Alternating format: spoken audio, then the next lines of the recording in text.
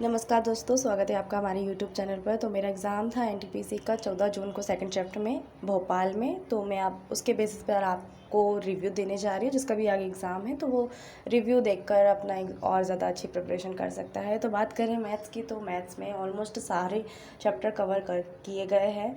Mean and median आ रहा था, उसमें स्टैटिक्स भी पूछा गया था, चक्रवृद्धि ब्याज हाफ ईयरली पूछा गया था, और मेरे साधारण ब्याज पर 2 क्वेश्चन आए थे, मीन एंड मीडियन के थे, और नंबर सीरीज़ थी। उसके बाद प्रॉफिट एंड लॉस का भी आया था, इजी क्वेश्चन था, हो गया था वो भी। और आपको रेशन प्रोपोर्शन के भी दिए गए थे, स्क्वायर रूट का क्वेश्चन था।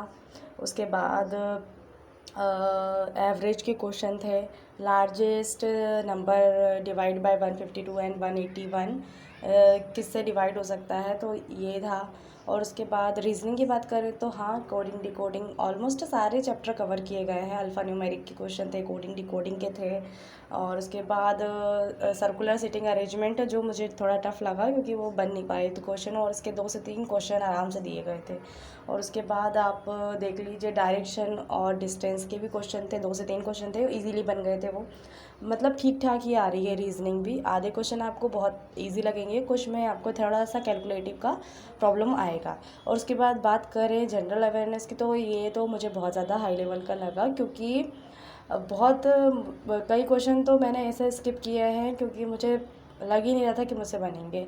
तो देख लीजिएगा आप जैसा भी हो, क्योंकि जनरल अवेयरनेस मुझे नहीं लगता कि जितना हम पढ़ रहे हैं सफिशिएंट है, पता नहीं कहाँ से पूछा जा रहा है। तो जितना भी रिवाइज़ किया है उतना ठीक है, कुछ भी नया पढ़ने का ट्राई ना करें, और मैथ्स रीजनिंग पर फोकस करके आप इतना बना के आएँ, क्योंकि जनरल अवेयरनेस किसी से भी नहीं बन रही है। जितने भी लोग थे मैंने सबसे पूछा था, लेकिन किसी को भी उतना ज़्यादा आइडिया नहीं था कि इतने लेवल हाई लेवल का पूछ लिया जाएगा। तो ये था मेरा रिव्यू। उसके बाद कंप्यूटर के भी 2 से 3 क्वेश्चन ही थे जो इजी थे, और पॉलिटी के थे, अच्छे बन गए थे। बाकी और करंट अफेयर था, वो स्पोर्ट्स से रिलेटेड था। और रैंकिंग के भी आ रहे हैं क्वेश्चन जनरल अवेयरनेस में। और उसके बाद बाकी सारी चीज़ें ऑलमोस्ट मैंने बता दिया आपको। तो मैथ हाँ, आधा कैलकुलेटिव है बट आधा इजी भी है, और यही बात रीजनिंग के साथ भी है। रीजनिंग का भी आधा पोर्शन इजी आया है, तो आधा कैलकुलेटिव है। तो आपको अपनी कैलकुलेशन पे ज़्यादा ध्यान देना है, स्पीड पे फोकस रखना है, तो आपका एग्ज़ाम अच्छा चला जाएगा। Thank you and subscribe my YouTube channel.